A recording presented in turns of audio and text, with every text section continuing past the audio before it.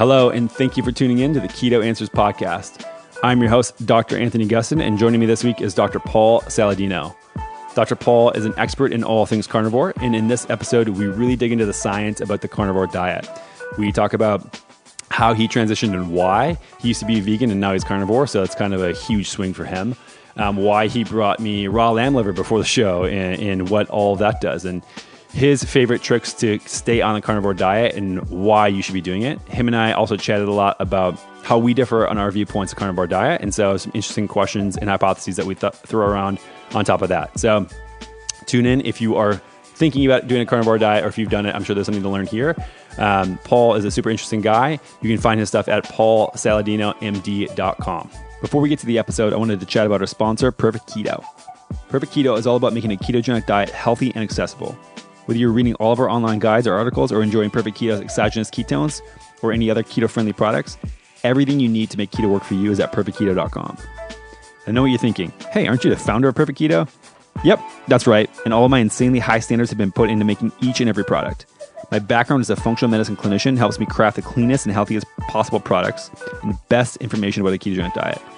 Head on over to perfectketo.com to learn anything you need to know about the ketogenic diet. And if you've never tried any of our products before, feel free to use the code KETOPODCAST for 20% off your first order. With that being said, let's get into the show.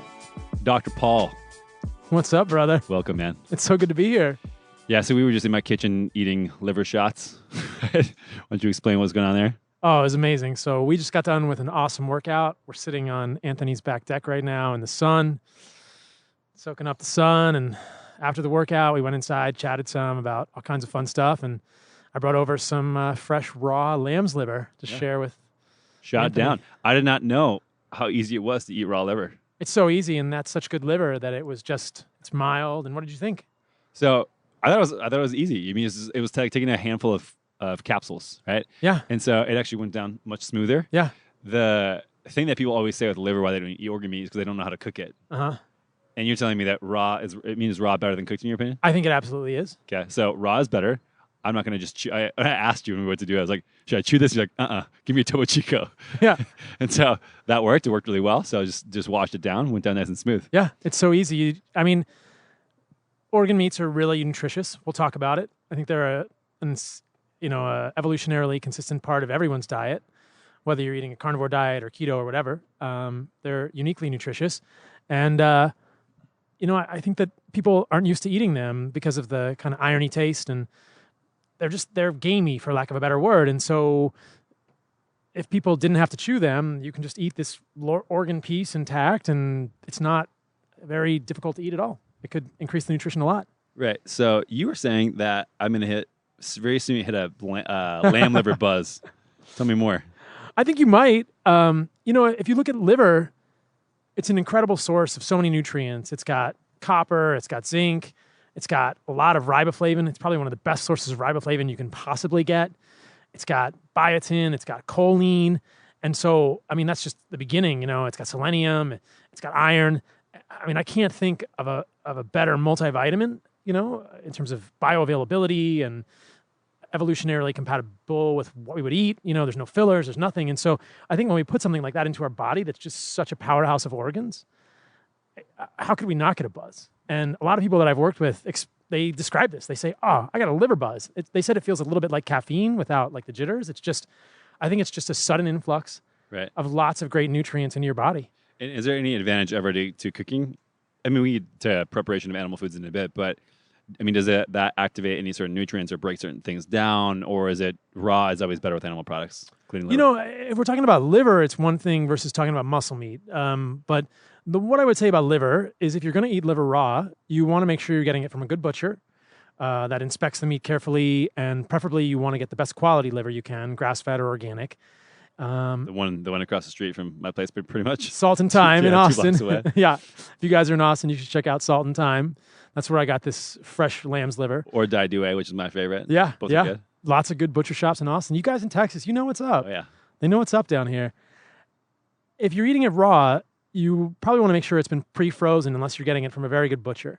The freezing process will almost certainly kill anything that's in there that could be bad for you. And then you can eat it raw pretty safely.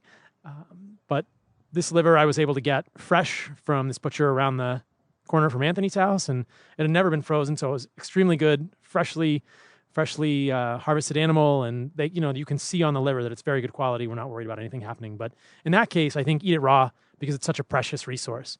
If we're talking about muscle meat, So I'm going to pause you for a second.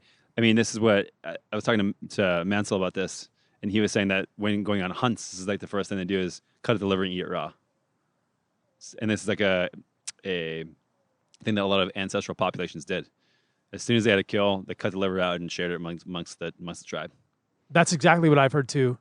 I wish I'd studied anthropology when I was in college. I was biochemistry, but anthropology is fascinating, and everything I've heard from all the indigenous cultures that I've studied and everything I've learned is that, that ancestral cultures, even existing indigenous cultures that are living in these ancestral ways, hunting and gathering, when they kill an animal, they eat the liver first, and they usually eat it raw because they realize it's sort of these precious nutrients that are hard to get other places.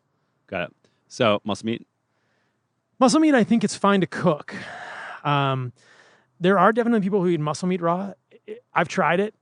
I find cooked muscle meat to be more enjoyable, even if I just sear the outside of it. No tartare for you? No, Carpaccio? I have. I definitely think it depends how you prepare it, but I think that muscle meat is fine to cook to the degree that you enjoy it. It's fine. Is that more sort of like just so you can chew it easier with protein structure? I think so. I think it's just there's something about it that we enjoy as humans. Like the cooked texture and the cooked flavor of the meat is nice. And maybe it cuts better, or it's not quite as chewy.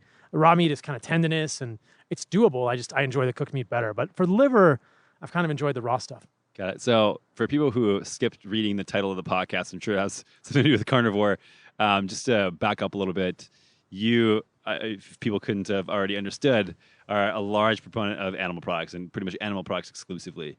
When did this start for you? And how did you enter this whole space of the carnivore diet?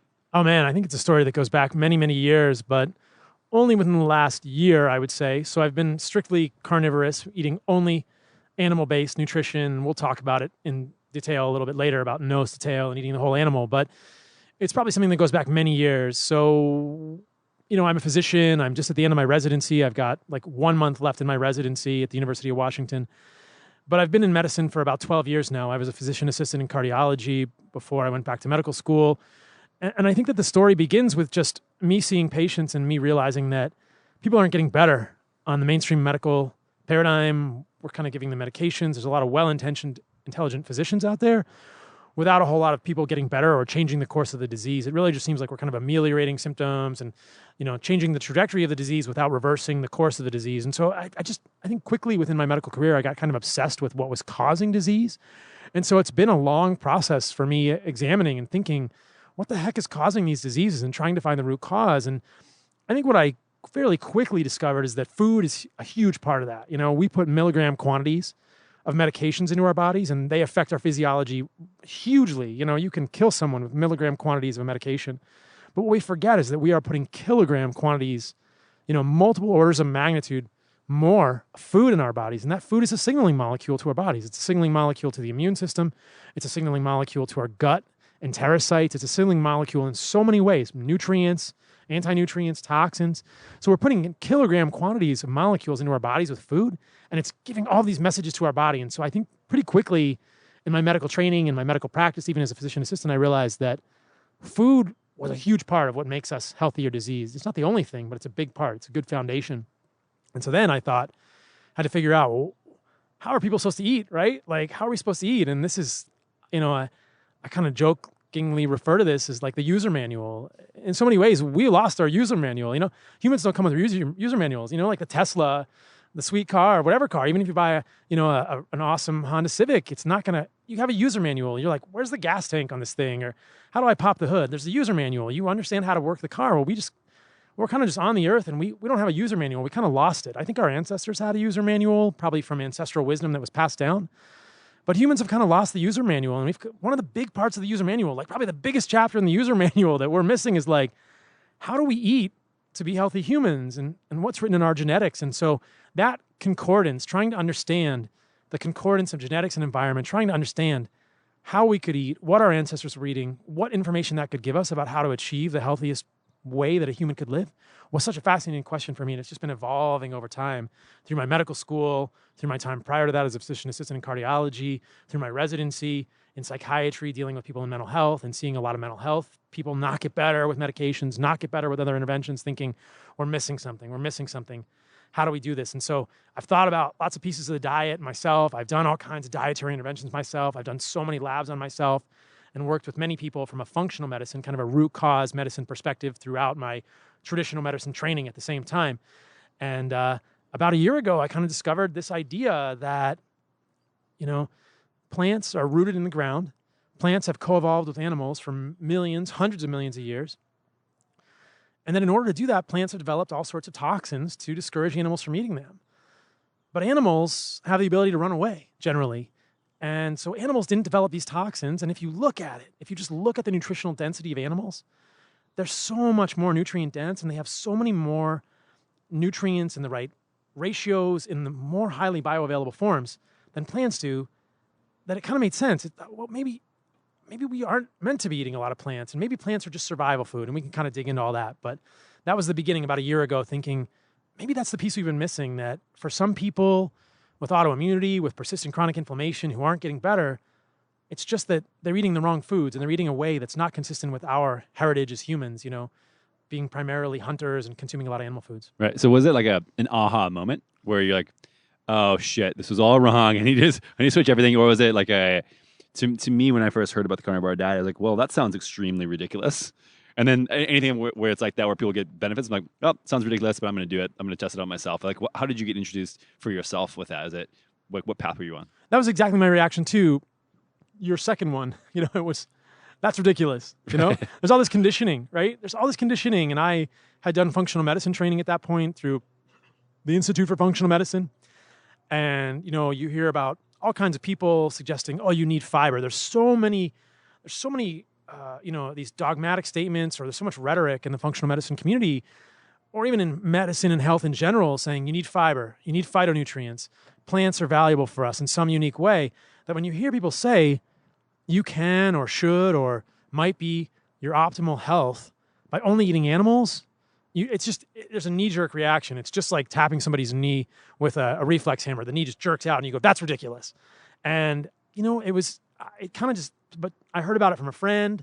It planted a seed in my mind, and I thought, it just kind of grew, And then Sean Baker arm wrestled you into submission, forced you to eat it with your raw lamb liver, or what? He threw a whole bunch. Well, Sean Baker isn't a fan of lamb liver, but I heard Jordan Peterson on Joe Rogan. Got it. And for people who don't know who Jordan Peterson is, he's a psychologist from Canada who's a really smart guy, and he's not in the nutrition space, but in his personal life, he's in the political space. But in his personal life, he mentioned on Joe Rogan that he had great improvements in his own health after following a diet that his daughter was following. And his daughter's Michaela Peterson. And so Michaela Peterson's story is basically that she had juvenile rheumatoid arthritis, which is a fairly severe inflammatory autoimmune disease that was quite debilitating for her, leading to at least one hip replacement, significant joint deformities, difficulty for her even walking, and like depression and concurrent psychiatric illness. And, what she discovered on her own, or perhaps, in her own health journey and learning, was that by eliminating plant foods, and I think she started with an extremely simple muscle meat diet and then expanded to include organ meats and more of a nose to tail perspective. But what she discovered were some pretty incredible health outcomes and resolution of many of these previously recalcitrant autoimmune conditions. It's really quite remarkable, her story. And then Jordan saw that and said, oh man, like he didn't have quite as bad autoimmunity, but clearly it's probably a genetic thing, or there's at least a genetic predisposition. He had some issues. I think he had some skin issues and some sleep apnea and some psychiatric issues, perhaps anxiety or depression. I forget exactly what he noted, fatigue. And when he simplified his diet and began eating a carnivorous diet, I think he also began with a fairly simple meat-based diet and then expanded to include more organ meats in his diet. He had improvement in his symptoms pretty markedly. And as a physician, when I heard this, it really kind of just woke me up, or it just really caught my attention. It raised my eyebrows immediately. Yeah. I thought, that is incredible, because you don't hear these stories much in medicine. You see people, I'm sure you've seen this in your, when you were working previously as a physician, and all the physicians I've talk to and have similar experiences to mine where most of the people we see don't get better, especially people with autoimmune inflammatory diseases. They don't get better. We're able to use disease-modifying agents that affect the immune system negatively to kind of quell the inflammation that's coming from the immune system, but very rarely are we actually able to change the course of the immunologic activation and really get to the root cause. And so to hear that people are able to reverse or halt or improve autoimmune disease, which I would argue many diseases are, and many diseases, almost all chronic disease, I would argue, is inflammatory and autoimmune, and those are synonyms, essentially. When people get better from that, there's something valuable there, and that is worth studying, and that really caught my attention. I think that was, backing up in my story, maybe 14 years prior, that was what led me to originally do a vegan diet. I heard stories of people getting better on vegan diets. And so I've been on the vegan side too, and I did a raw vegan experiment, 14 years ago for 7 months. And what I learned was that my health deteriorated pretty rapidly on a raw vegan diet. But you hear stories of people eliminating processed foods, dairy, and going on a vegan diet and having some improvement in inflammatory conditions as well. And I think that what these two scenarios suggest is that for many people, food is a trigger for inflammation, and food is a trigger for autoimmunity. And for some people, different foods can trigger this. And so that's the beginning. That's the first piece, that food will create disease or health, right? And that goes back to the original part of the user manual. How do we eat? How do we eat to create health? And I hope that in the future, Western medicine begins to accept just that first premise, not accepting any, conceptions of which way to eat is the best for people, but just accepting that food affects illness and disease. That would be a huge improvement in Western medicine, because for most people, they go to their doctor with inflammatory bowel disease or autoimmune disease. The doctor says food has nothing to do with this. So we're really far away from where we need to be. But, in this case, I tried a vegan diet many years ago. It didn't work for me. More recently, I heard these stories from Jordan Peterson, Michaela Peterson. I'd heard about this diet and I thought, you know what? That is really interesting. And this all hits really close to home for me because I see patients all the time that don't get better. And I thought, then it started to click and I thought, oh, okay, maybe there's something to this. Could plants be triggering autoimmunity for some people? Could this be the reason that a lot of this autoimmunity is persisting and that we're not getting to the root of this? Because for some people, if they eliminate processed food and sugar, we've talked about this previously, I think that you can make a ladder here. The first step for many people is eliminate processed food and sugar. That is a huge step. For many people, that will result in massive, massive health improvements. But for some people, they can go all the way to keto and paleo, and they're still sick. They still have autoimmune disease. And it's that kind of a situation that's really interesting to me to think like, well, what's the last step? Where does it all go? And does that give us some indication of what might be a fundamental diet for a human? So did you set this on yourself at first? Did you try it on patients? Like what was the entry for you? Oh, I had to study it on myself first, Right. you got to be one, man. So what were the things that you noticed initially, positive or negative? Oh, it was incredible. It was essentially entirely positive with, one caveat to that I'll talk about. In the first week that I did it, I actually had not done many ketogenic diets, so I did not want to do it from a ketogenic perspective, because one of the things people say about a carnivore diet is that the benefits are related to ketosis. And I wasn't thinking in that frame at the time, but I purposefully used honey in the diet, but I eliminated all plant products for the first, in the first week that I was doing the diet, I eliminated all plant products and used honey throughout the day because I didn't want to. How much honey? Yeah. Probably 2 to 3 tablespoons a day. Got it. And why were you? Because I wanted to give my body some carbohydrates to prevent like a sudden push into ketosis. I was not keto adapted or fat adapted before. And I thought, if I'm going to cut out all plants, I just want to see how it feels with honey. I did not want to go keto. I think I had a less deep understanding of ketogenesis and ketosis and what it would mean for my body at the time. And so I thought, I want to stay out, or I want to just like kind of flirt with like low carb, moderate carbohydrate while I'm doing carnivore. But even in that state, not being in ketosis, within the first 2 to 3 days, the most profound thing I noticed was psychological benefits. And it's interesting for me because I'm in the field of psychiatry, but I would not have said that I had depression or anxiety prior. But it's hard to describe, but I've heard other clients now describe this to me too.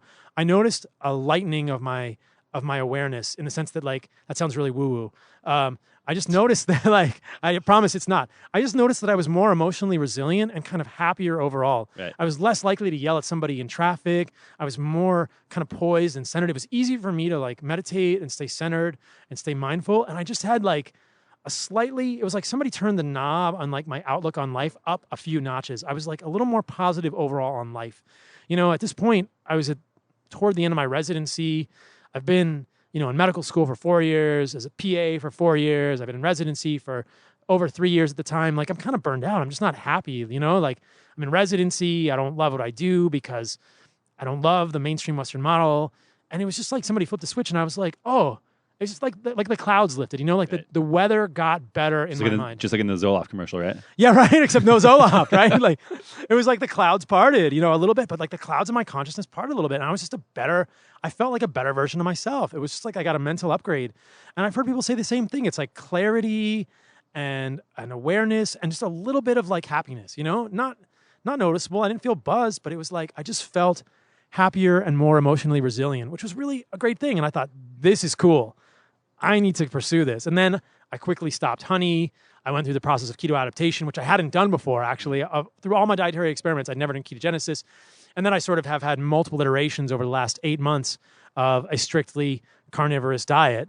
And I've learned a lot about different micronutrients and things, but I'm still, 8 months in, like completely strictly carnivore, not consuming plants at this point, and feel really good in like all the areas of my life. Not even grapefruit Topo Chicos. Not even grapefruit Topo Chico. I just do the plain Topo Chico. Right. And then so you start using it with people that you were working with, and if so, how did the results show there? I did start using it with people that I was working with. And so I have, in my residency, I work with people through the University of Washington, and those people kind of find me through an insurance-based model. They're not necessarily looking for massive dietary changes.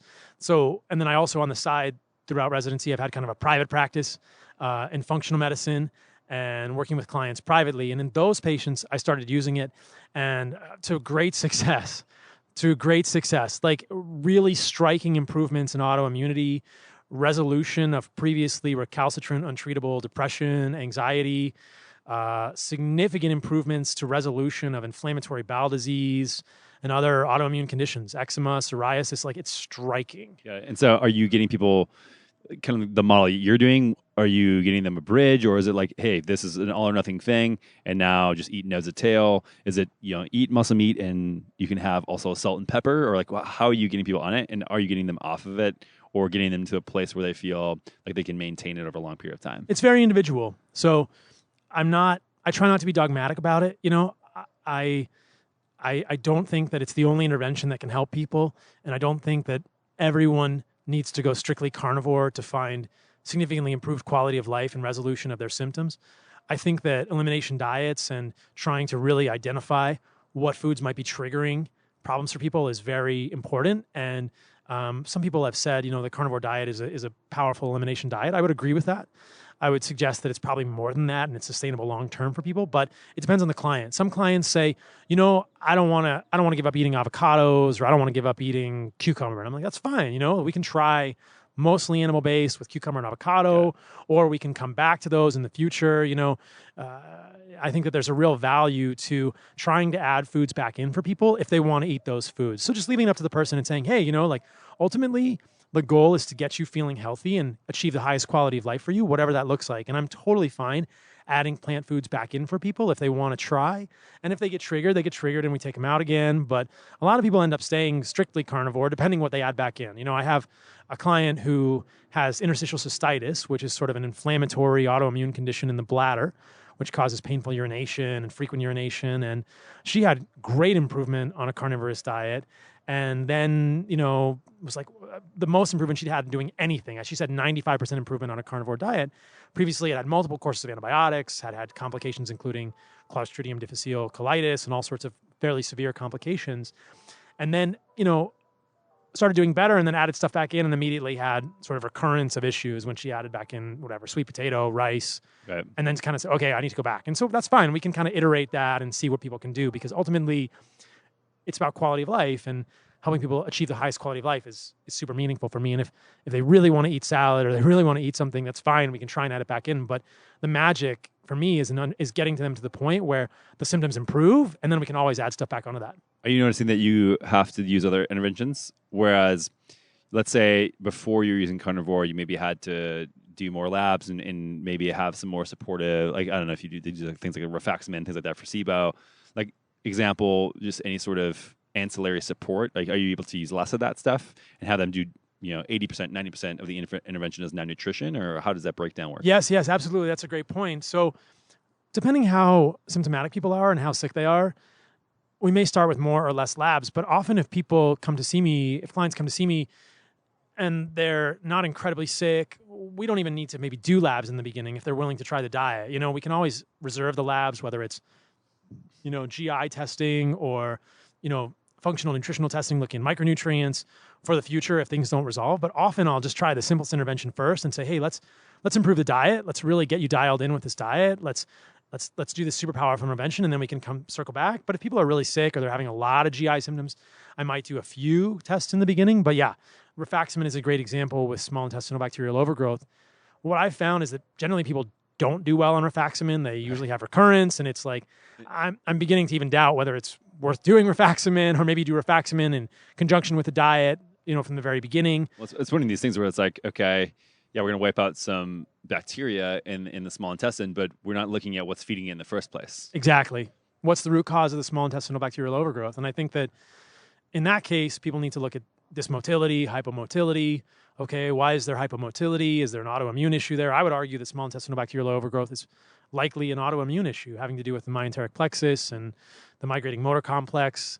That's a whole separate discussion. But I think that, like I said, the more I'm in the space, the more I look at this, it just looks like so many conditions that are chronic and inflammatory or autoimmune. And so then the question becomes, what is triggering the autoimmunity? And the fascinating hypothesis becomes, what if plants are? And we can talk about all the reasons plants might be doing that, but I think that food might be triggering autoimmunity for a lot of people. Right. And so then your model now, I don't know if you started this way, but it's very different from a lot of people who do carnivore diet. So I've had a lot of people on the podcast before. Sean's been on, amazing dude, super nice, but his model is more so just like get the cheapest ribeyes you can do and do 2 a day. That's kind of like, that's his model. I think you have a very different approach, which I'm a huge fan of, that I've always advocated. So why don't you just, lamb liver shots aside, like what is your approach to to eating this way?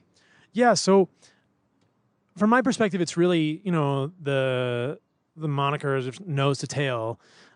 The idea is that there are different nutrients in different parts of the animal, and muscle meat is incredibly nutritious. But if we look at what's in a muscle, it's not everything that I think a human needs. And if we look at, the last 100 to 200 years of human nutrition, I don't think we understand everything. I don't think we'll ever understand everything in human nutrition or medicine, but I think we understand a lot about human nutrition and biochemistry. And, people would say that perhaps human requirements for nutrients change when we remove carbohydrates, and I think that's true to some extent.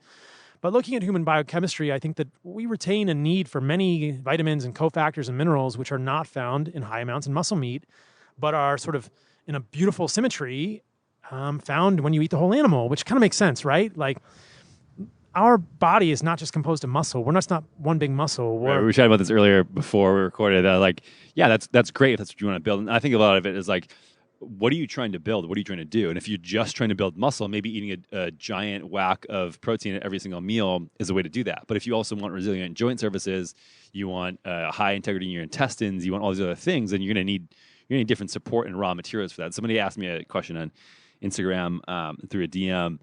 What do you think of pea protein? And I said, I prefer animal protein. And he says, why? And I said, because you're an animal. You should probably start with an animal if that's what you want to build.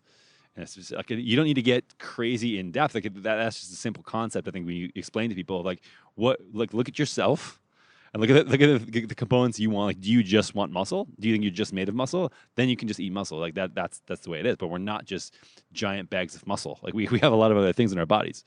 I couldn't agree more. We have liver and spleen and kidney and neurovascular bundles, which are formed of cholesterol and lipids. Yeah. And we have cells that need to communicate. And to do that, they need micronutrients. And there are a lot of micronutrients in muscle meat. Muscle meat's incredibly rich source of nutrients. And when you eat the animal nose to tail, like our ancestors did and certainly continue to do, in indigenous cultures that are living on the earth, it's also not wasting parts of the animal. You get unique nutrients. And there are so many examples of this. If you look at muscle meat, there's about half the B vitamins, but the other half are found in the liver. So there's beautiful symmetry, to get enough folate, you really need to have liver. You really are not going to get enough folate if you just eat muscle meat. And, to get enough riboflavin, you probably should eat liver. And then a great example is zinc and copper that, in our bodies, zinc and copper are stored in the same cells in the small intestine. They're stored in complex with metallothionein in the small intestine. If you overeat zinc and you don't balance it with copper, you're going to create a copper deficiency. Right. And a copper deficiency can cause neurologic issues. And, this is the problem with a lot of people taking unopposed zinc supplements. People hear, oh, I need zinc to make testosterone. Well, yeah, you do. And, low zinc states can lead to hypogonadism and low testosterone. But if you take 50 milligrams of zinc or even 25 milligrams of zinc unopposed for years, and you don't have adequate copper to balance that in your diet, you can run into a copper deficiency. The toxicity of zinc is not in more zinc. Zinc is not incredibly oxidatively stressful to the body. The toxicity in zinc is it creates a copper deficiency. And when you don't have enough copper, many enzymes in the body cannot function. And copper deficiency actually looks like B12 deficiency from a neurologic standpoint. So it's a fairly severe thing. Right. And this is just an example of the fact that eating the animal nose to tail gives us so many of these nutrients that we need throughout our whole body. How are you going to make bones? How do we get calcium in any significant amount unless we eat a calcium source, whether it's an eggshell or a bone? So I think that a lot of people understand when they think nose to tail, they think, okay, I now eat muscle meat and liver, and that's it. You know what I mean? And or maybe if they get crazy, they have chicken hearts or something like that. And I mean, one of the things you brought over was it just beef fat, beef skin, and then you're talking about how you eat eggshells. And so, what are the other things that people are missing when they think of nose to tail besides muscle meat and liver? And maybe if you go over how you eat the because that was a question asked, what do? You grind it up? No, I chew it. Right. The eggshells. Yeah, right. Exactly. So this gets back to kind of the lost user manual. Perhaps it's over sort of fantasizing or over romanticizing, our ancestral history. But, I think that if we had grown up hunting animals ourselves and butchering them ourselves and had ancestors that have been eating animals, we would have seen if it's a small animal, we're going to eat the bones, or we're going to eat the small part of the bone, and we're going to eat the liver this way, like you were saying. We're going to eat the liver raw. We're going to crack the skull. We're going to eat the brain. So really what I'm doing is trying to think about ancestral norms and trying to think ways that our ancestors might have eaten animals and recreate that from the perspective of a physician who has a real interest in nutrition and does a lot of my own sort of self-education about nutrition and has gone to great lengths to understand nutrition as well as I can. And so I'm trying to sort of recreate, what our ancestors would have done, not being able to hunt with my ancestors, 7,000 years ago. And so from that perspective, I mean, it really boils down to nose to tail. If I'm going to eat an animal, I'm going to try and eat from every compartment of the animal. And, I've done a small amount of hunting myself. I hunted with a bow one season when I was in Flagstaff. And so I'm familiar with how an animal's butchered. I actually butchered my own animal and, had a friend who showed me how to cut the skin off. And so I've seen all the parts of an animal. A lot of people haven't even seen that. They don't see all the sinew and the connective tissue and the organs, and they don't even realize how much is there beyond the ribeye or beyond the tenderloin in an animal. And so it's really interesting for me to think okay, there are multiple compartments of an animal. There's an organ compartment, right? There's liver and pancreas and spleen and heart. And so, knowing what I know about nutrition, I'm pretty sure we need to eat liver, and we probably should be eating other organs as we can. And this is where things like, supplements like Ancestral supplements come in, this company making these powders of these organs, things like this. So I try and include those. And then the other compartment of the animal is the fat, right? That's why I brought over these fat chunks. So if you look historically at what humans have done, we were probably fat hunters. And I did an interview on my YouTube channel with Miki Ben-Dor, who's a paleoanthropologist. And he is really interested in this idea that indigenous cultures that he studied, they seek out the fattest animals. And I think this makes a lot of sense, that if we're thinking about macronutrients, if we're just trying to get macronutrients, all micronutrients aside, protein, fat, and carbohydrate are what we're looking for, the fattest animal is going to be the most calorically dense and is going to be the most rewarding for humans. We know that humans can't function on just protein. Protein isn't really a good fuel. We have this car that we're driving around as humans, and it can function on carbohydrate or fat. That's the real fuel. Protein is like the building block, but we really can't use it to fuel the car. And so we need to either have carbohydrate or fat in our diet to really run the engine and run the metabolism and run the biochemistry in the right way. And so we're probably first and foremost fat hunters, because carbohydrates are very scarce in the natural world throughout our history. So hunting a fat animal, historically, evolutionarily, probably megafauna, big animals, woolly mammoth, 3 to 4 times the size of an elephant with hundreds of pounds of fat. That's what we were doing. And so even within the carnivore space, I think there's a lot of interesting discussion, are we overeating protein? If we're just eating steaks at every meal, right, are we getting enough fat, and how do we balance it? How much fat is ideal? I think that is going to be something that you can dial in based on people's goals, body composition goals, performance goals, things like that. So why don't you break it down in a few of those other examples of like, okay, let's say, what would be the most common goals? Like, let's say autoimmune condition, right? More or less fat versus protein. I think for an autoimmune condition, I think the starting point for most people is about 70-30 fat to protein by calories, which breaks down to about 50-50 by grams. Got it. Right? So that's striking for a lot of people. That's a lot of fat for most people because this is by grams of protein, not by grams of meat. So if we're just thinking about a carnivorous diet, right? You eat a pound of meat, that's about 100 grams of protein. So for every pound of meat someone eats, just as a baseline on this diet, I think we should probably be looking for about 100 grams of fat, which is quite a bit of fat. Right, it's a lot. It's a lot of fat. For every pound of meat you eat, you probably need about 100 grams of fat. And that's more than most people would consider, unless you're eating a Wagyu ribeye, like most cuts of meat do not have 1-to-1 fat to protein in terms of grams. So this is where you get into like thinking, oh, this is a part of the animal that we've lost. We're just getting the muscle meat of the animal, but we don't see the suet, which is the back fat, the kidney fat. There are parts of the animal that are pure fat that humans have forgotten to eat, things like bone marrow, etc. So if people are really pushing performance, I think they want to make sure they get the fat on this diet. And I think that really affects a lot of people who try and do a carnivore diet in terms of a performance standpoint, is they don't do enough fat. They'll try and do steaks only, and they'll tell me, oh, my jiu-jitsu is suffering. And I'm thinking, yeah, you're probably not eating enough fat. Now, if people are trying to lose weight, I think they can dial back on the fat, maybe do fat cycling, limit the fat a little bit, do a higher protein carnivore diet, and then bring in the fat every few days like a fat cycle because you'll need the fat eventually. But the idea is that if you limit the fat, your body will probably start using your own fat to fuel it. So those would be the metrics. Sort of, weight loss is one side, performance is the other side. In the middle is about 70-30. And you can kind of see how you feel. I think one of the trickiest things is just figuring out like how much protein your body needs to maintain lean muscle mass. Eating that amount of protein and then just eating fat on top of that is probably the way to get the best performance out of things. Does that make? Yeah. So how do you approach your day as far as nutrition? It's like you stack it with organ meats first, then fat, then protein, or how do you? That's exactly how I do it, and that's a kind of it kind of circles back to the discussion about the different parts of the animal. What I was saying there is that there's organ meat compartment, there's a bone compartment, there's a fat compartment, there's a muscle meat compartment. So there's really 4 compartments in the animal. And so if you're eating nose to tail, you want to eat from all those compartments. You have to think about how much fat you're getting, how much muscle meat you're getting, how much organ meat you're getting, and where you're getting your calcium from. That's the basic, is that a lot of people don't think about the calcium piece in the bones. We can come back to that. So when I'm eating meals, I do prioritize the organ meats, and that's just how I do it.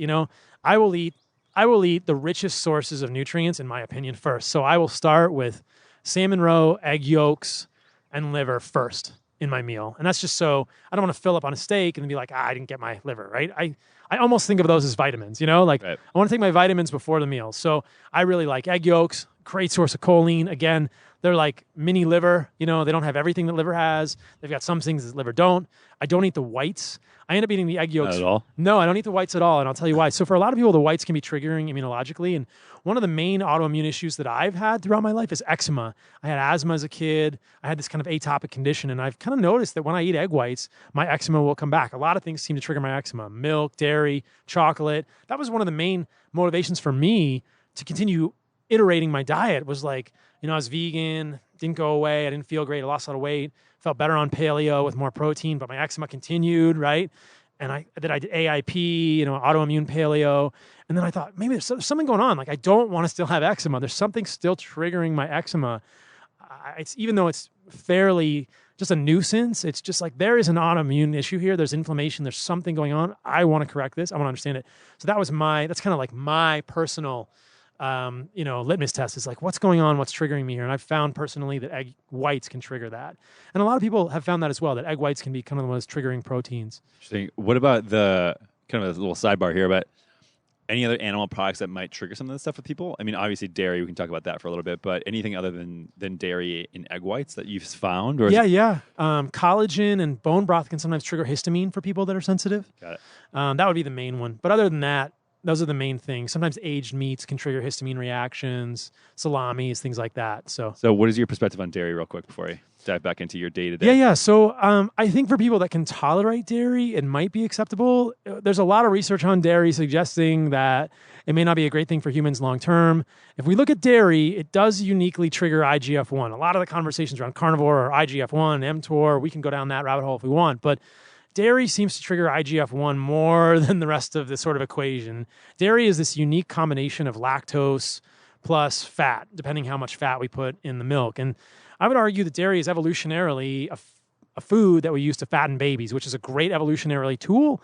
But to continue to eat dairy is maybe not the most evolutionarily consistent thing that we could do. Yeah. Does any animal eat dairy past their infancy? No.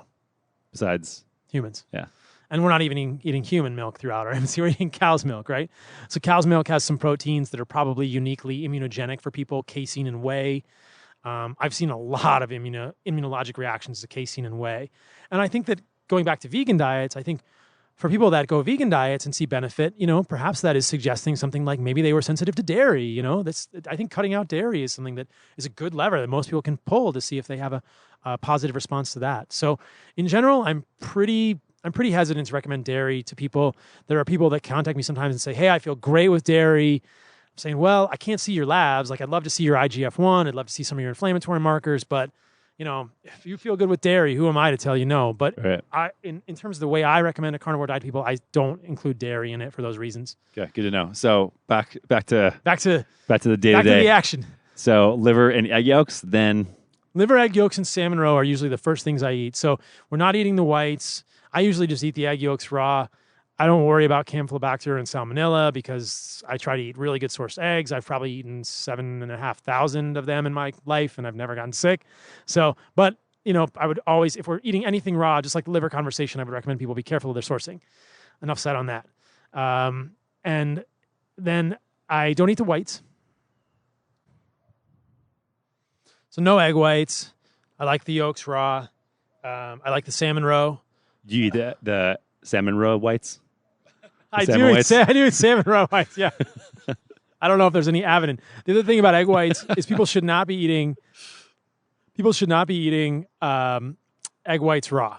There's avidin in the egg whites, which can bind biotin, probably a net negative in terms of B vitamin absorption. So don't eat raw egg whites, in my opinion.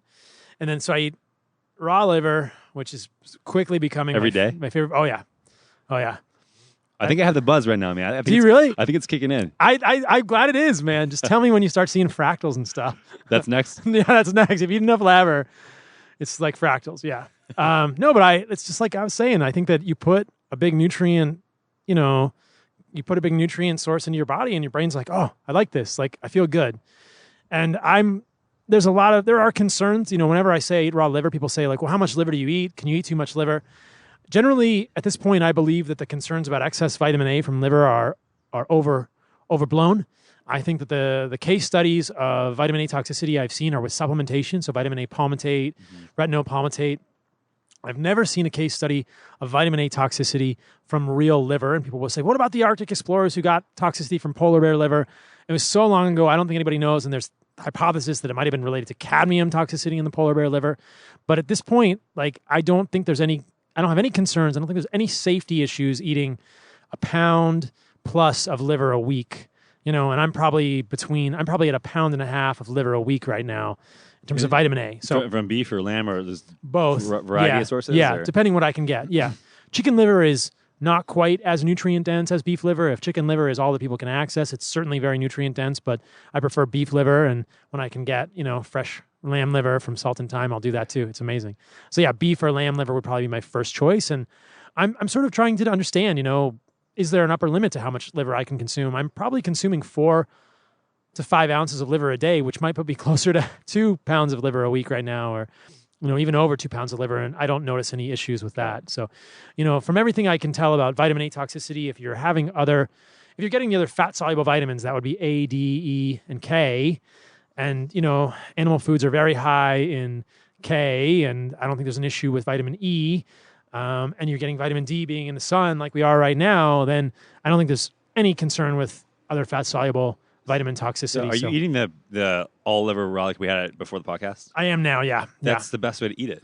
I think it is the best way to eat it. Yeah. I had no idea. Yeah, absolutely the best way to eat it. Like, so for anybody who is still interested in what the hell we're talking about, we just took the raw lamb liver and sliced it into chunks at, I mean, like, what would you say, an inch or two wide? Half an ounce, yeah. Yeah, and then just put it in your tongue and swallow it with some water. Yeah. It's like a pill. Just a small amount of water, and it's... Yeah, I mean, not only you don't even taste it, but two, you don't have to cook or clean anything. You don't have to cook or clean anything. It's amazing.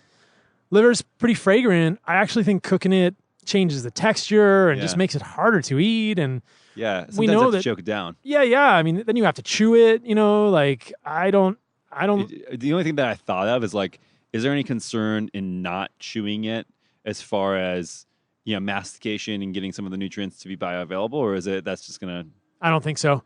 I think it's fine. I think if your liver's really soft, I think the second it hits your stomach, the acidity just breaks it apart. Got it. And there's all sorts of interesting sort of anecdotes of Arctic explorers like Vilhjalmur Stephenson with the Eskimo. And, everyone says like you have to chew your food 15 times before you swallow. But he would say that the Eskimo didn't even chew. They would just like throw meat down and swallow it whole, like, so who knows whether we really need to be chewing our food. I think that some stuff. When it's made of What's that? stocky fiber and cellulose that we can't digest, maybe. Exactly. Maybe if it's plant food, you have to chew the crap out of it, salivary amylase, things like that. But animal food, I'm not encouraging swallowing without chewing because I think chewing can be a very mindful, slow down activity, right. Eat your meal slowly. But in terms of swallowing raw liver, I'm not worried about not chewing it. Cool. So then you stuck on the fat? Then I started on the fat. And so this kind of goes back to what I was saying. Like, I think humans are fat hunters. And I think that it's important for me to make sure that I'm getting enough fat in my diet. I'm kind of just, I'm a casual athlete at this point. I like to surf. I like to do jiu-jitsu. I like to do some Muay Thai casually. So I'll do some stuff that's kind of at the intersection of strength and cardiovascular stuff. I'm not an elite athlete by any means. I'm not, doing CrossFit at the highest level. Like many people will contact me and say, hey, I'm doing CrossFit, or they're doing jiu-jitsu every day. In that kind of a case, they may need more fat, like we talked about. But I want to get the fat in first. I want to get essentially as many grams of protein that I think I'm going to eat. I'm going to try and eat that amount of fat first. And then I eat the protein. And what may happen, what usually happens is that I eat just a little bit less protein than I thought, and I'm fine with that. I think that's fine. What I will end up doing, I mean, people always ask, well, how much do you eat? How much should I eat? I think I would go by satiety.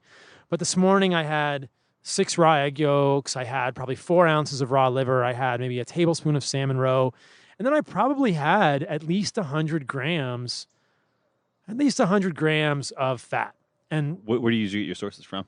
What I was able to do, I'm in Austin right now for PaleoFX, and I went to Whole Foods, and they had a whole stock of grass-fed beef trimmings. So they had trimmings from the beef that was just the extra fat that they had saved for somebody who didn't pick them up. And so that was like my treasure. So I got 8 pounds of grass-fed beef trimmings, which is gold in my opinion.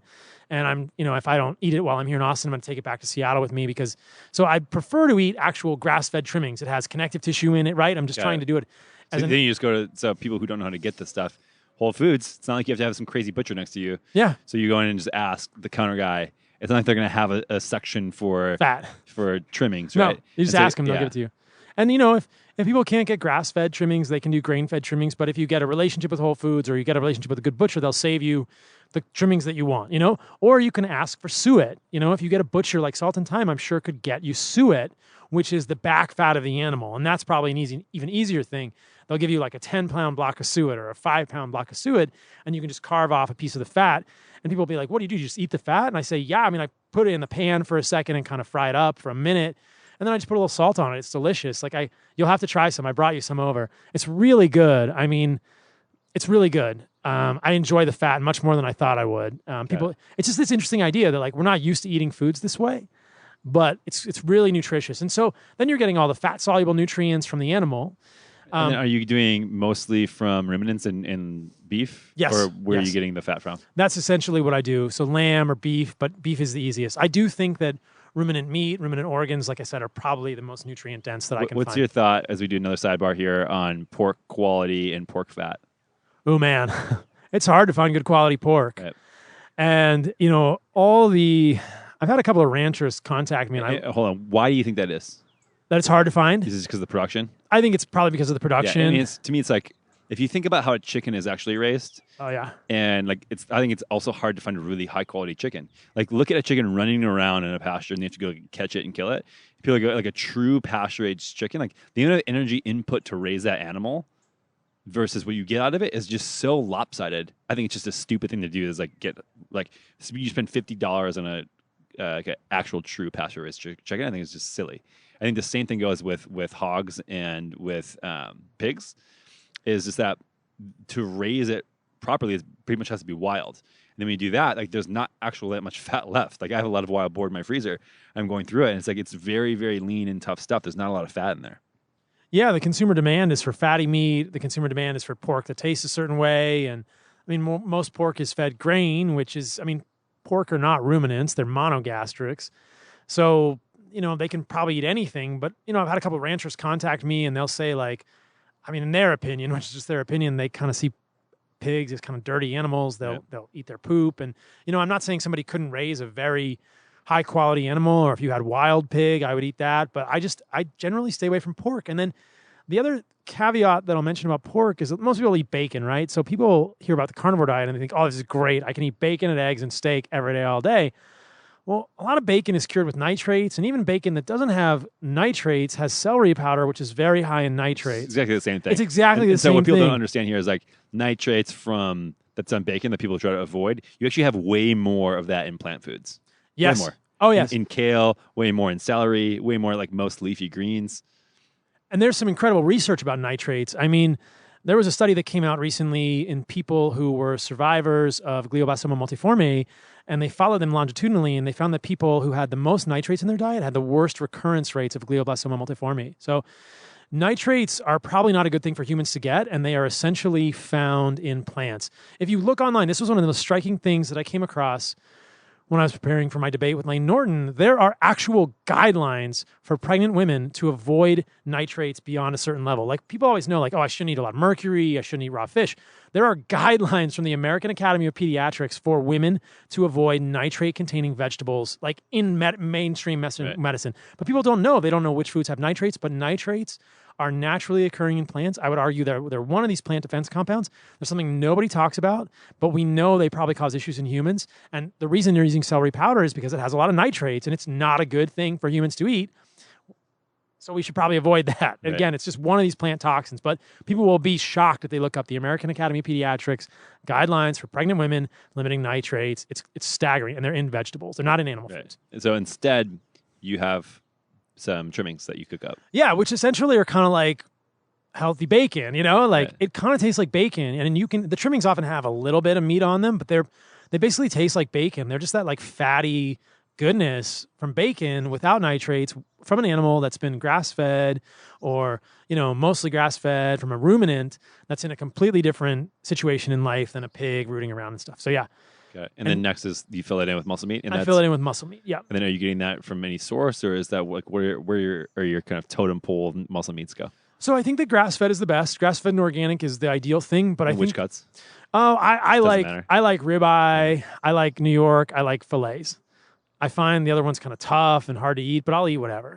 If I've already gotten all the fat, I don't necessarily have to eat a super fatty cut of meat, but I've generally found things like sirloin to be kind of hard to eat sometimes. And people will find that sometimes they like hamburger, but it's not as satisfying as a steak. I mean, the caveat here, the overarching context is if people want to try eating this way because they have an autoimmune disease or they are curious about what I'm saying or we're talking about, you get what you can afford. And, if hamburger meat's all you can afford, then start there. You'll be great. I think you'll really appreciate the benefits of the diet. But where I'm at right now, I try to prioritize food, and a lot money to do that. I make it a priority in my life, and I will choose steaks, and I'll choose grass-fed organic steaks. So is this something where, and this, I think a lot of people have an argument against carnivore diet, but people who can't do nose-to-tail grass-fed, do you still think eating grain-fed hamburger or ground beef is better than eating plants? I do. Got it. And I think that kind of gets to like, my perspective might differ than Sean's a little bit on this, but I would not recommend eating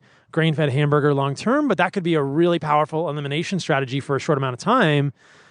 And perhaps people would feel improvement in their symptoms and be super motivated to continue and then find ways to become grass-fed or improve from there. So I would say that grain-fed hamburger is better than plants. And that's, yeah. Yeah. What's your fish consumption like? It's limited because I think we polluted the oceans too much, and I generally don't like it. I'll eat wild salmon from time to time, but I'm pretty conscientious of the heavy metal content, specifically the mercury content in fish and the cadmium content in shellfish, and it's pretty rare. I mean, salmon is decent. Sardines, small fish are probably much better, and sardines are a great source of calcium for people, the bones. So sardines are probably a really good source of things for people. They're eating them whole, so that's pretty much nose to tail. And there are some really good sardine companies out there. So sardines are an option. I don't really like them. Maybe I should try them more, but a lot of people eat sardines and find them valuable. But other than that, like, I don't eat any fish. I would not eat halibut. I would not eat tuna. Nothing bigger than that. And I want to know where it came from. Yeah. I do eat salmon roe. On the fish topic, I think it's important to talk about people need a source of iodine in their diet, and if you're not eating any seafood, you need to know where your iodine is coming from. Egg yolks have a decent amount of iodine, but we just need to be cognizant of where all the nutrients are coming from. And no seaweed.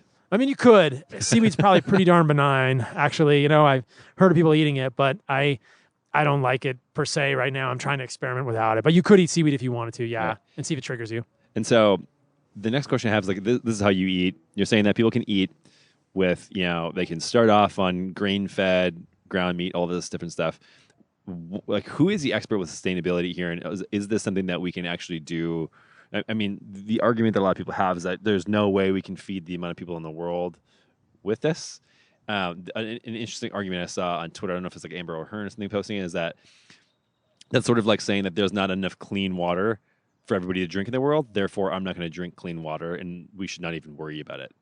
What is your take here with sustainability of meat production? Yeah, I think that those arguments are often logically flawed. It's like, first and foremost, I frame it from the position of a physician who sees individuals. Right. I'm not a climate scientist. I try to educate myself on this because it's relevant to the things that I recommend to people. But I think that there's an important academic question here that needs to be answered. Is this an intervention that can benefit people in their lives? Okay. We need to figure that out, because to me, it seems like it really is. And a lot of people really benefit in massive ways. If we decide that that's the case, then we decide as a society, holy moly, this is really valuable. We need to figure out a way to make this sustainable. We need to figure out a way to source this to people. We need to figure out who needs to benefit from this the most. And then we do that. But that should not preclude or stop the discussion around what makes humans healthy and diseased. That would be such a tragic end to this, right? Like, I think these discussions are important, but we shouldn't derail them, put the cart before the horse. Now, the sustainability questions are important, and I think it's very relevant to imagine and understand our carbon footprint. And that's kind of a different discussion, right? There's like the can we feed the whole world with this argument, which I'm like, don't even worry about that, right? Like how much of the world is vegetarian right now? Like, everyone in the world is never going to go carnivore, 3%, 10%, like 15% of the world's 15% of the world's population goes carnivore. Like, that's equal to vegetarianism. That's great. Like, people are going to get way healthier. I just don't think we're ever going to get 100% of the population eating carnivore. So that's like almost a moot point. But if it becomes an issue, then great. We've got a good problem on our hands. We figure it out and we change the way we're living. And a lot of people are living really healthy and free from disease, right? The carbon emissions thing is really interesting. And I think there are also many misconceptions and misinterpretations of the data regarding the carbon emissions. What I just saw recently, I'm sure you'll dive into something, is that if you take planes and cruise ships, what is the stat here? I'm sure you know it off the top of your head. It's a huge amount of carbon emissions. But it's like more in a day than any animal production in a year or something like that. Yeah, one cruise ship in like one day. It's like a million cars. Yeah, it's incredible. Like, if we look at the overall greenhouse gas emissions in this country, the vast majority, like 70, 80, 85% are industry, technology, transportation. Right. Like, no question. I don't think, most estimates, agriculture, meaning animal and plant together, 13, 14% of greenhouse gas emissions. About half of that is plant agriculture and half of that animal is agriculture. Right. So now we're thinking, all right, animal agriculture is essentially equivalent to plant agriculture, right? If we were to take away all animal agriculture, the ecosystem of the planet would collapse, number one. And we would have the same amount of greenhouse gas emissions because we would need to make way more plants, right? So that's not the way to solve it. And then also the water argument, where it's like, it takes this many gallons of water to get a pound of beef. What people don't understand is that water isn't this closed system where it goes nowhere. Exactly. It gets peed back out, right? Like, the cows pee it back out into the system and it goes back into the river, you know?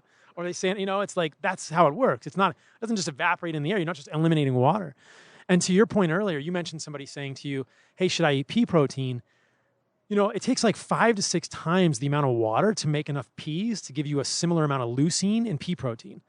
So pea protein is a huge water sink in the same way. Like if we're talking about water, to make a similar amount of leucine in pea protein, which is really the only protein that someone on a plant-based diet could eat to get a reasonable amount of leucine, and you're going to get tons of lectins and other things in the pea protein as well, which we haven't even talked about. You're going to use way more water than you would to make a cow with meat. I mean, this goes back to the argument that like animal proteins, animal foods are so much more bioavailable and concentrated than plant proteins.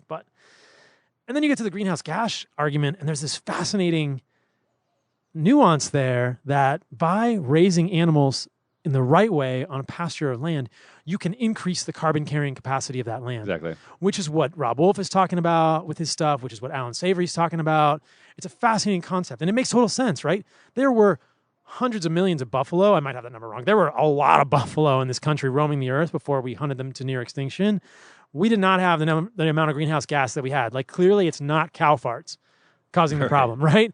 Like animals are not the problem in terms of environmental issues. Yeah. So what you were talking about earlier is that basically the concept here is that if you have a monocrop, like let's say I'm growing soybeans for soybean oil, which is just not a fatty food and you shouldn't extract fat from it. It takes 4,000 soybeans to get 1 tablespoon of soybean oil. I don't know if you know that's ridiculous. But what happens if you grow those over and over again, you basically ruin the quality of the soil. And the soil generally can with the sun and a lot of other things, pull carbon into the soil and recycle it and make a lot of different nutrients that then animals should eat theoretically and concentrate so you can eat them. But what happens when an animal goes around in a pasture is they pack, they take dumps everywhere and they pack that all in and they run around, they eat stuff. And then that soil becomes much more of a carbon sink. So this is an argument as well that people don't understand, like what plants and animals do to soil and what that does to ecosystems. Yeah, I mean, an ecosystem involves both plants and animals. Right. So we could never eliminate one or the other. But, evolutionarily informed grazing practices of animals has this magical quality of actually creating more carbon sink in the soil, which is wild, So a lot of people think that perhaps the only way that we're going to decrease greenhouse gas emissions is putting more ruminant animals on the land. Yeah. So that turns the whole notion on its head, and we think, well, great, let's make more cows, and then we can feed more people with the most nutrient-dense food there is. Except my next question is, you're very, very strict. You don't even have like pepper on things or anything like that. No spices. Yeah. Nothing. Only animal products. So is your opinion that you just want the best performance possible and you think that plants will detract from that? Or do you think that in general, anything plant-based is bad for people and damaging to them? Yeah, this is a good question. So I think it's clear that throughout human evolution, we have eaten some plants at times, but I would argue that plants are best viewed as survival foods. And I am not convinced that plants represent a net positive for humans. Got it. In terms of nutrient density, in terms of nutrient availability, in terms of the toxins. But do you think they're net negative? Or I do. They have a possibility to be net neutral?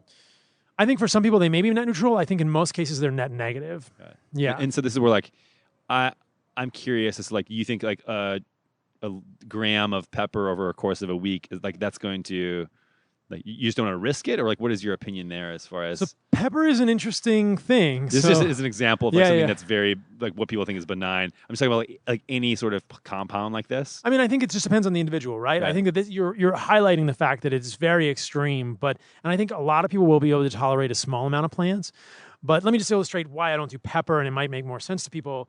Pepper has many compounds in it that have been shown to potentially be harmful for humans. One of them is piperine. And piperine inhibits UDP glucuronyl transferase, which is one of these phase 2 enzymes in the liver that glucuronidates toxic molecules. The reason that pepper is packaged with curcumin is because curcumin is one of these polyphenols that we imagine is beneficial for humans. But as an aside, when we look at the randomized controlled trials, there's never been a single one out of 120 that showed any benefit to curcumin. Our body doesn't want curcumin. It's almost essentially non-bioavailable. But by inhibiting UDP glucuronyl transferase, we are handcuffing our body's main mechanism of detoxification of curcumin, and there's more curcumin that floats around in our body. So we absorb a very small amount, and what we absorb immediately gets glucuronidated and then pooped out. That's one of our body's defense mechanisms. It sees this compound, this plant compound, and it says, hey, this is not what we need as humans. It doesn't participate in human biochemistry. It doesn't have a benefit. Let's get rid of it. We take pepper with it. It inhibits our body's ability to do that. And there's more curcumin floating around, potentially causing problems. We don't need to go down the curcumin rabbit hole, Right. but there are many potential negative effects of curcumin, the molecule. So I see pepper as a total net negative. Like what I'm doing when I eat black pepper is inhibiting glucuronidation. So anything else that I eat that my body wants to add a glucuronide moiety to is going to be inhibited when I eat that pepper. And then, a small amount of pepper is not going to kill me. I went to lunch the other day at La Barbecue, and there's like pepper on the outside. I tried to take it off. I'm not like pulling every single flake off. It's going to kill me. But look, I didn't die. But like, I'm interested in optimal performance for myself. And I think that everybody can make that equation for themselves, which we can talk about. But for me, pepper is a clear net negative. Like it's inhibiting my body's ability to do phase 2 detoxification. If I eat something else that it wants to add a glucuronide moiety to, if it wants to glucuronidate something, get rid of it, the pepper's going to mess that up. And this is kind of what I feel about plant products. And everybody kind of has to come to that from the place that they are in their own health journey. Carnivore sounds intense until people have like really debilitating immune issues, in which case like, hey, is that rosemary doing anything for you, or could it be triggering an immune reaction? Well, this is where the idea of like eliminating it, making it really simple in the beginning comes in. We see how good people feel, and then we can add it back and see if it triggers them. But there are some compounds that I think are probably more damaging than others. For myself, I think that I'm happy to be a voice in this movement. I kind of like personally experimenting with the edges and seeing like, how do I feel with no plants, Right. One of the things that we were talking about before we did the podcast that I will try to illustrate to people without actually gesticulating, like I love to do as an Italian, and make some graphs with my hands, is this idea of kind of the quality of life equation. And what I was illustrating before we got on the podcast is that I believe that everybody, from my perspective, animal foods are the optimal food for human. They have the highest nutrient density. They have all the nutrients that a human needs to function optimally, and they have none of the anti-nutrients found in plants. So to me, that sounds like the ultimate pill to be your most kick-ass human, right? I believe there's sort of a line. You can make a graph, you can draw a line basically from 0 to awesome, right? And it's a line that goes up from left to right. It's just a line with a slope, left to right going uphill. It's basically like an uphill line. And I think everybody has that line of their performance. It's from 0 to awesome. And I think that, from my opinion, and this is just my hypothesis, the more animal foods we eat, the more nutrients we give ourselves, the more of those liver shots that you do, the more nutrients you get, the more buzz you get. The more animal foods you eat, the more optimal diet you can create for yourself, which I would postulate is an animal-based diet because of the nutrient density, the nutrient availability, and the lack of plant toxins. The further you're going to move along that line from 0 to awesome. Now, some people really want to be the pinnacle of awesome because they're Olympic athletes, they're super elite, they just want to explore that space. But for a lot of people, it's totally okay to be 2 steps below awesome because that's still, 90% of the way up that line, right? Like you could imagine that from 0 to awesome, there's probably 20 different steps, right? Well, if you're 18 out of 20 steps on that line, you're still kicking major ass, And for most people, I would say they're going to be 95% of the way to awesome just by doing, mostly carnivore or by including a large amount of animal products in their diet. For some people who have specific genetics, who have a real predisposition to autoimmunity, Jordan Peterson, Michaela Peterson, some of the people I work with Crohn's or ulcerative colitis, treatment-resistant depression, they don't have that luxury. It's not as linear of a... It's not as linear of a line, right? It's like, they're kind of like, it's like more of a curved line, right? It might be like, oh, you're getting better, but once you eliminate the stuff, then you really start to get better, right? So you're right. We could draw the line. It's like more or less bowed. And, I think that in that case, we have to think like, where does your quality of life meet your life performance? What's the highest quality of life? Because ultimately, I'm not about telling people to eat a dogmatic animal-based diet 100%. I'm a physician. I'm in the space because it's really satisfying for me to help people achieve better quality of life, whatever that means to them. I'm not the person telling them. They're defining their quality of life.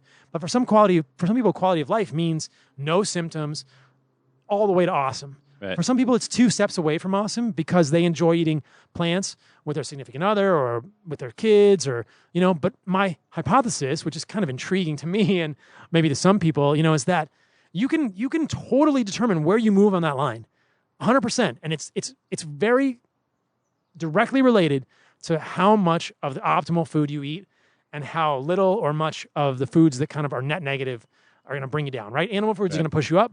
Plant foods are probably going to push you down. You bring a good point that maybe plant foods are net neutral or some plant foods are net neutral. I think we have a pretty clear idea that some plant foods are more or less toxic than others. So what about the question that, so having plant foods be a hormetic stressor, meaning that when you're stressed, like it's a cellular stress and that actually makes certain responses stronger in your body. What is your viewpoint on that? This is a super interesting point. So when we're talking about hormesis, generally we're talking about glutathione. And the lever that we're looking at is glutathione and the NRF2 system in the liver. And there are some plant compounds like sulforaphane, which is not a polyphenol, it's an isothiocyanate. But sulforaphane is a component of broccoli sprouts and brassicate vegetables. It's often been touted as a hormetic stressor. It could increase your glutathione. What we really discover, and this is one of the most interesting parts of this whole journey for me, is that that's kind of a redundant effect. You don't need that. The magical thing about being a human is there are many ways to create hormetic stress outside of plant molecules that are toxic. Exercise, like we did earlier, cold stress, heat stress. There's a great article that I referenced on my Instagram about cold water swimmers in Berlin. And what they found was that when they swam for an hour, they had a reduction in glutathione, and then the glutathione went back up to a higher level. So cold stress can create oxidative stress in the same way that plant molecules can be hormetics with regard to glutathione. Heat stress can do the same thing. Exercise can do the same thing. We don't need plant molecules to achieve optimal antioxidant status. They're redundant. And the real kicker here is they're redundant, doing something that we don't need them for, and when we look hard, we often see they have negative effects somewhere else in the human body because they're not from our biochemistry. They don't look like us, right? Like you were saying to your friend or the person that messaged you on Instagram. Animal foods and plant foods are like two different data operating systems. One is Mac and one is IBM. You can decide which is Mac and which is IBM depending on where allegiances lie. I would say animal foods are Macs because I like Macs, but then people have said, well, but it's Apple. Anyway, nuance. There's two different operating systems. Like they don't really connect well together. They don't talk to each other very well. If I'm going to send a Word file to somebody and it's in Pages, which is the Apple program for word processing, I have to convert it to Word because they're going to use Word. Their computer's not going to read it well. Right. And it's kind of the same thing that I see happening with plant molecules, which is one of the most fascinating nuances of this entire discussion, that if you look hard at plant molecules, you find other places in the human body where they are causing harm. In the case of sulforaphane, it competes with iodine at the level of the thyroid directly and will push you toward hypothyroidism. There are documented cases of hypothyroid. There are potentially even documented cases of Hashimoto's, which is an autoimmune issue, related to overconsumption of brassicate isothiocyanate-containing vegetables. And so there's a clear net negative here. To me, it's like, okay, wait, it could increase your glutathione through NRF2, but I don't need that to happen. I can just go for a run, go for a cold plunge, live a radical life. Do exercise stress. I don't need plants to be optimal antioxidant status, quote unquote, without getting more granular about that. And it's going to circulate in my body before my body can detoxify it in the case of sulforaphane or other isothiocyanates and affect my thyroid in a negative way. We see this with so many plant compounds, and this is probably the thing that nobody is talking about. So, I mean, my hypothesis on this type of stuff is a little different viewpoint, and I'd love for you to poke holes in it. But it's a sort of like saying, so in my opinion, it's like, yes, they all kind of cause the same amount of thing, but to say like we have like hormetic stressors all figured out just by the NRF2 pathway and glutathione, it's like there's probably a lot of things that are going on that we don't know of. Like for instance, if we do a cold plunge, yeah, we're going to activate a lot of the same things, but we're going to get different effects from doing cold than just exercising. And so I think that to look at some of these things, we have sort of like an overlapping Venn diagram, where some benefits come at the expense of other things, and you have exercise and fasting even, and a lot of these different things can do some of these. And I think that when pulling this back to an ancestral lens, it probably looks a lot like we used to do a lot of intense exercises. You probably do that every now and then. We should have this type of light. We should do this type of things. And looking at plants, why I think that carnivore diet is so great for people to get off of plants in general is that we view it sort of in this realm of, we research, let's say, exercise, and we say, we know pull-ups are good, we know squats are good, we know running's good, we know swimming's good, we know that all these things are great for you in isolation. So let's do all of them every single day. You're going to burn out really quickly and actually screw up your body and like your musculoskeletal system. I think what's happening is that we have that same effect with nutrition with plants, where like they have some of these stressors where we say, okay, blueberry you have this, and in celery you have that, and in kale you have this. And so we say we should do all that all the time. And that's an extreme version that if people get off of that, just like if they were running a marathon and doing 500 pull-ups every single day, they would need to take a break from that to recover from that. So that's why I think that carnivore a lot of times can help push people in the right direction. But then again, it's like the way I view it is sort of like we don't really understand entirely all the pathways that can be affected by this. Like if we said, okay, that means that I feel better, and doing no exercise at all is something that is just I like shouldn't even move anymore. You know what I mean? And looking at how people probably ate, what probably makes a lot of sense is thinking about like, okay, humans were walking around, they kill an animal, a big, huge megafauna, like you said. They ate it for 4 or 5, 6 days, and probably ran out of that food, and then fasted for 2 or 3 days. Then maybe they found a bunch of shrubs that were somewhat inedible, really bitter and awful, but they needed to eat something, and they were eating those kind of randomly. And then they found another animal and killed the animal again. So it's like, it's probably not like massive, huge salads every single day, but it's probably like there's some oscillation of like huge amounts of animal products and eating as much as you can, then maybe fasting, then maybe eating a little bit of plants here or there, and then cycling that in and out, in and out. So that I think maps a little closer to, cold exposure and exercise and all of these things where it's like, yes, doing the workout we did today is better than sitting on our ass, but also better than doing, running 3 marathons today. And the same thing with, like you were saying, with the sulforaphane potentially causing some thyroid issues. It's like, yeah, a little bit might be better than none, but also we shouldn't take an entire bottle of like a sulforaphane supplement. I mean, what is your opinion there as far as like ancestral view and how we could be seeing this as an overlapping thing? No, I think it's a really interesting point. And I think that it kind of speaks to the idea that we have an evolving understanding here, and we don't fully understand all the ways that plants could be affecting us. You're right. It probably is an oversimplification to imagine that it's just NRF2 or it's just glutathione. What I can say from the literature is that there are probably 4 or 5 interventional studies using fruits and vegetables.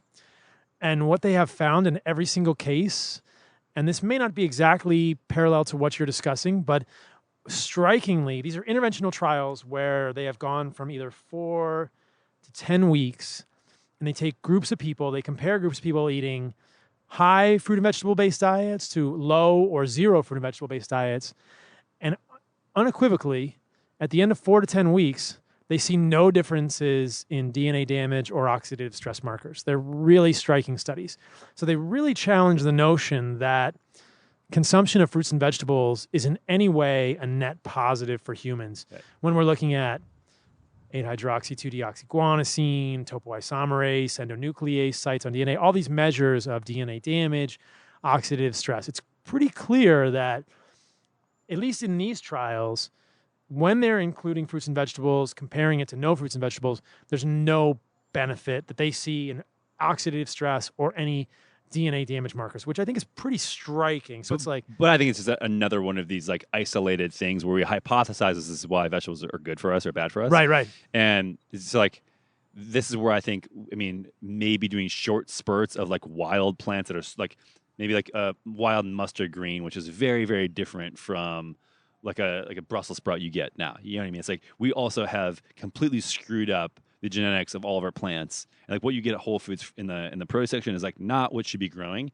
We haven't really done that the same way with animals. Like we can still get wild game and eat it. We really can't get wild plants and eat it. I think that's also a huge problem with it. Whereas like we've bred a lot of these plants to be unrecognizable to the human body. And so, I would still think there's probably a very rare occurrence. You can go to Inuit and things like that where they eat very, very high levels of animal products. But there's probably for most tribes and most people, hunter-gatherers a long time ago, they probably, like you've said before, which is like that you can survive off of plants doesn't mean that it's optimal. Like there's probably some sort of mechanism where eating them in short bursts and eating the wild version of it, which it's very, very hard to find that now because I'm sure it's very, very, like if you have most bitter stuff, it's like that's closer to wild than not. And so it's like the question also is like, are they eating the Honeycrisp apple like I told you before, just jack my blood sugar up, which is like not even what an apple should, like that didn't exist 100 years ago, 200 years.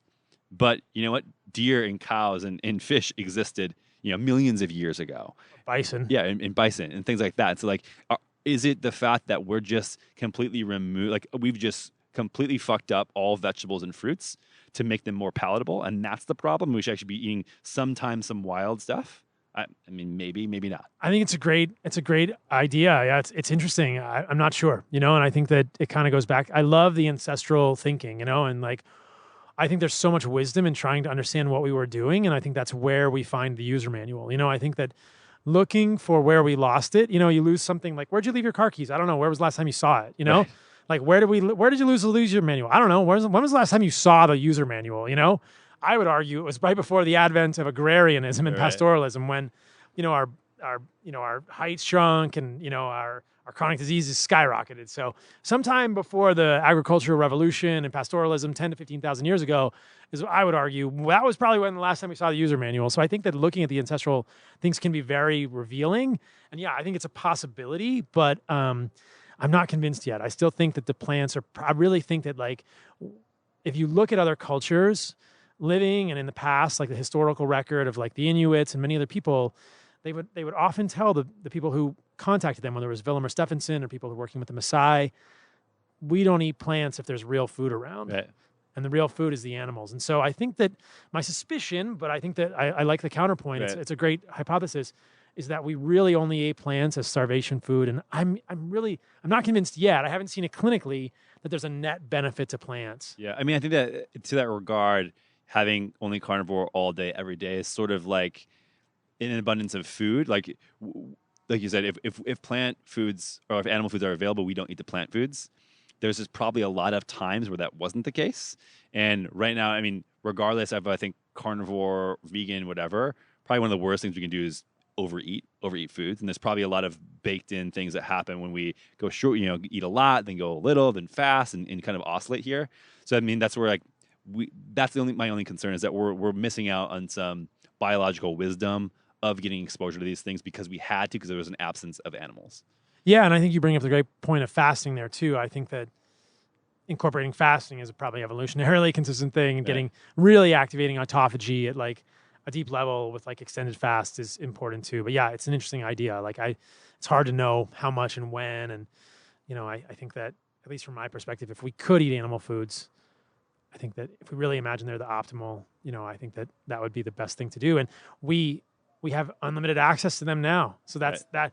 To me, it's a fascinating time. This is, the last 100 years or even 50 years, like humans have never had this amount of access to optimal foods, in my opinion. We can eat animals all the time now, and I don't think we should be eating all the time. I think we should definitely be incorporating fasting and things like this. But it brings up this interesting question, like, should we leave plants completely behind? Or like you're saying, is there some benefit to them sometimes, but who knows? Yeah, and probably I think of like, if eating plants, you probably shouldn't eat meat. So like that goes a lot with metabolism. You look at, if eating a lot of carbohydrates, you probably shouldn't have a lot of fat or saturated fat. Like, eat them in isolation. So if you're doing that, is it like, carnivore 4 days, fast 1 day, then vegan 1 day, then carnivore 4 days? Like, maybe that makes a little bit of sense. I don't know. I mean, it's an interesting idea. Yeah. I mean, yeah.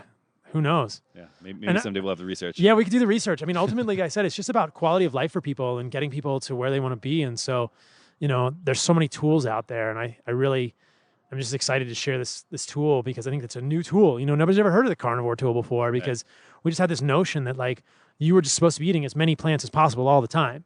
And like, I just think it's fascinating. Like, wait, maybe we had that all wrong, And so here's another tool in the toolbox, and people can kind of play with it and figure out their own path. Yeah. Yeah. And that's, I think, the biggest point. Yeah. Paul, awesome, man. We could go on forever. I know we could, dude. Why don't you let people know where they can find your stuff? So if people want to work with me, I'm a functional medicine doctor. They can send me an email at paulsaladinomd Oh, you just throw your email out there? at gmail.com. Oh, boy. Yeah. The email is there, you guys. I have trouble answering questions on the email, but if you guys want to work with me, I'll do my best. I'll connect with you, and we can do some functional medicine consultation. I'm on YouTube. I've got a YouTube channel at Paul Saladino MD. You can Google that. I've got my own podcast starting. It's called Fundamental Health with Paul Saladino MD. Probably by the time you hear this, it will be on all of the platforms. There are some episodes that are on YouTube right now, the video will accompany the audio, which will be on iTunes, Stitcher, and Spotify. I'm on Instagram at Paul Saladino MD, Twitter at MD Saladino, And I'm on Facebook at Paul Saladino MD. And I've got a Patreon at Paul Saladino MD if people want to support my work there. And I've got a book. It's a little ways out, but it's coming. We don't know the title yet. 8 months. Yeah, we'll get there. 6 months, yeah. All right, brother. I appreciate it. Thank you, sir. All right, everyone. Thanks for listening to another episode of the Keto Answers podcast. I hope you enjoyed it, but even if you didn't, I would love a review. Just go over to iTunes, wherever you listen to your podcasts, and pop in a review so we can get found by more people, get better guests, and have the information that you need. So please go to iTunes, wherever you listen to your podcasts, and leave us a review. And if you're new to keto, head on over to perfectketo.com/podcast and enter your email for all our top tips and guides on getting started with the ketogenic diet. Thanks, and we'll see you next time.